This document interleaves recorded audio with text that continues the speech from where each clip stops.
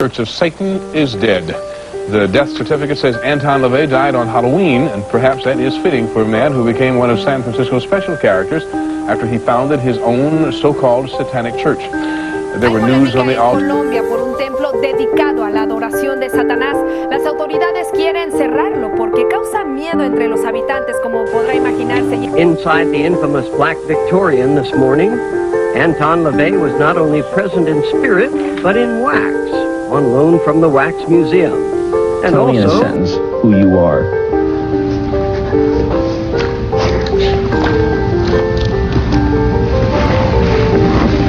Nobody.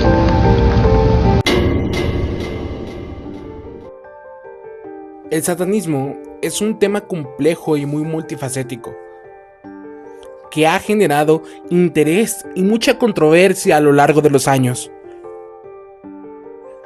Ha estado presente en la cultura popular durante décadas y ha influido en la literatura, el arte, el cine, la música, entre muchas otras cosas a lo largo de toda la historia.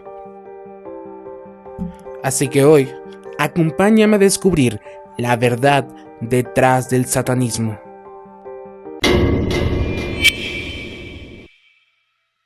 Según la tradición judio-cristiana, cuando Dios creó la tierra, junto con ella creó a los ángeles, seres de extraordinario poder, que estaban al servicio de Dios.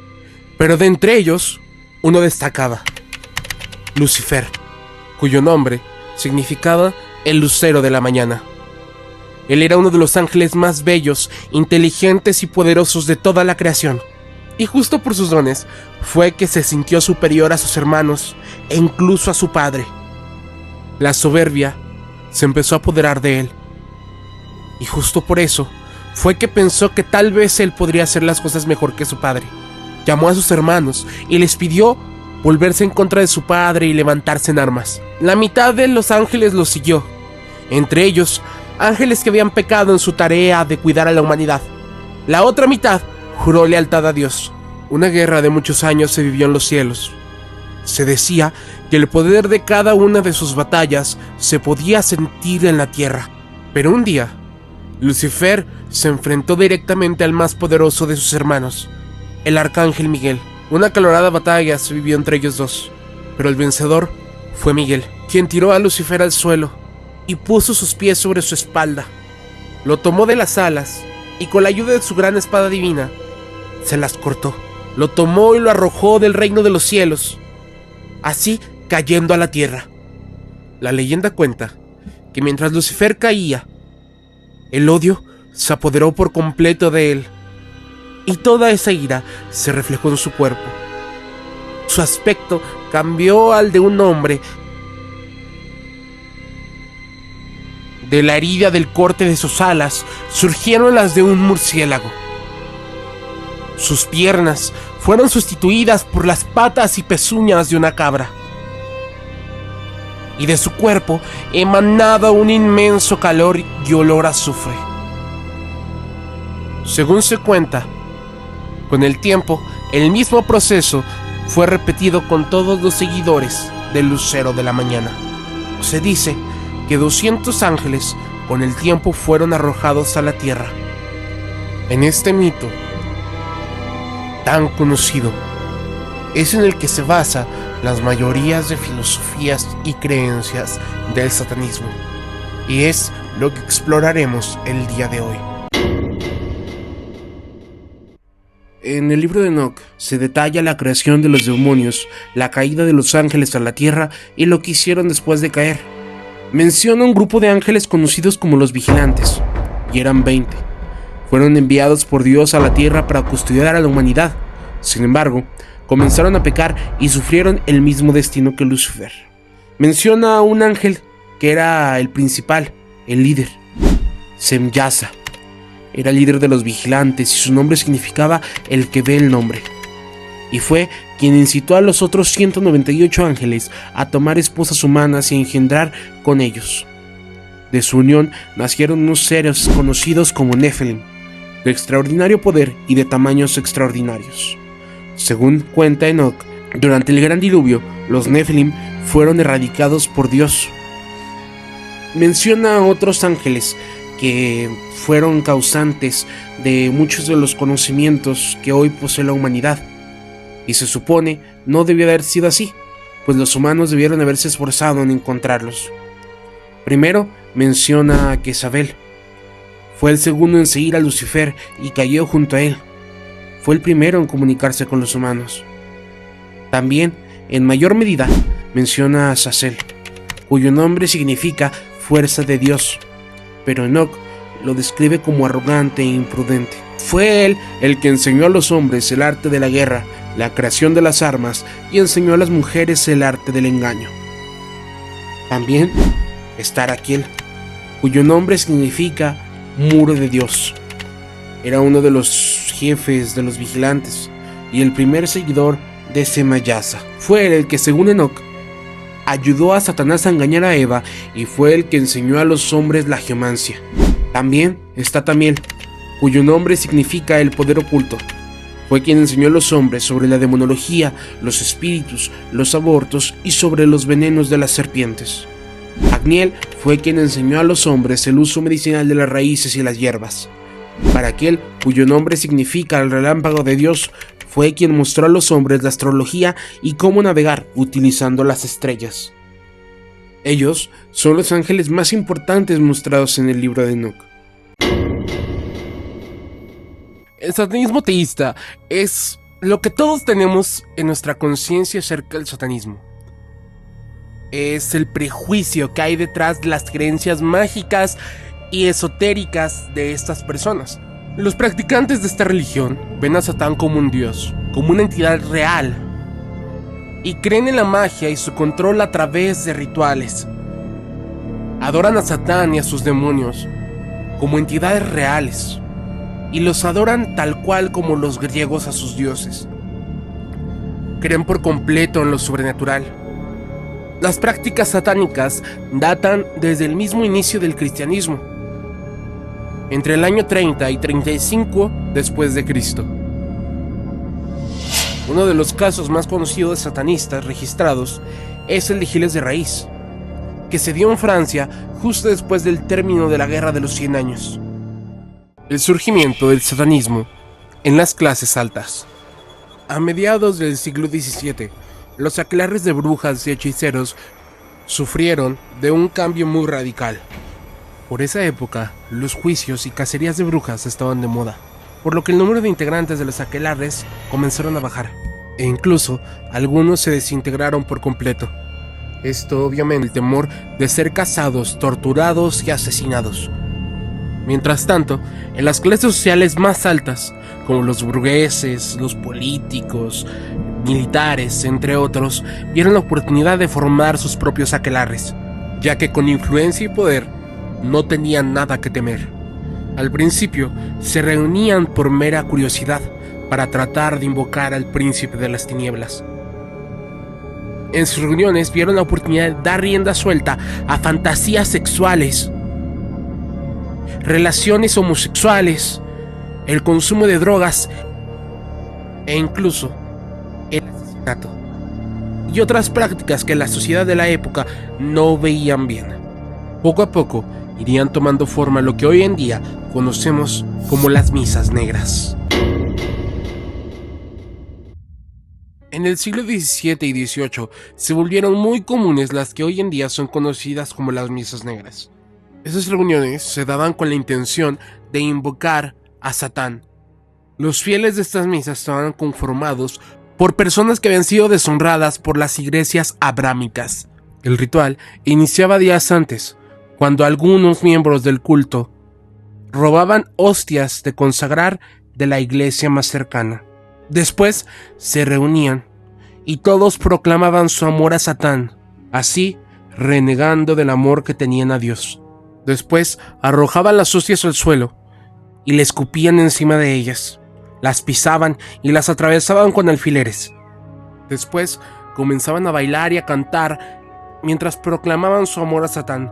Al término del ritual llamaban al altar a una sacerdotisa que habían escogido anteriormente a la ceremonia. Ella se acostaba en el pilar del altar, mientras que otros individuos encendían cirios negros, inciensos y en algunos casos drogas enervantes. Después traían a un animal para sacrificio, normalmente un gallo o carnero negro. El sacerdote tomaba un cuchillo y ultimaba al animal sobre la sacerdotisa. Se le hablaba a Lucifer y se le informaba que el sacrificio era en su honor. Se le pedía que escuchara las plegarias de sus fieles. Posteriormente, a la sacerdotisa se le introduciría las hostias en la vulva. El sacerdote y la sacerdotisa comenzarían a tener una relación, al igual que todos los presentes, quienes irían sobre quien estuviera cerca. Después, todos los presentes proclamaban su amor a Dios y se retiraban. En realidad, antes del siglo XVII ya existían antecedentes de lo que hoy en día conocemos como las misas negras. El satanismo teísta ha tomado popularidad entre los nuevos jóvenes, gracias al impacto que ha tenido en la cultura popular.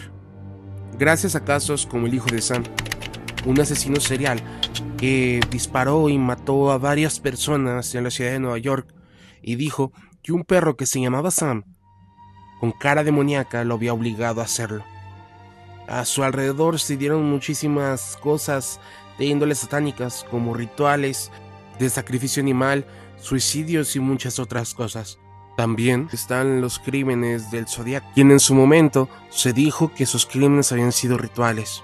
También existe Charles Manson y su familia, quienes asesinaron a una mujer embarazada y a sus fieles les dijo que dejaran en la escena del crimen algo como si fuera satánico.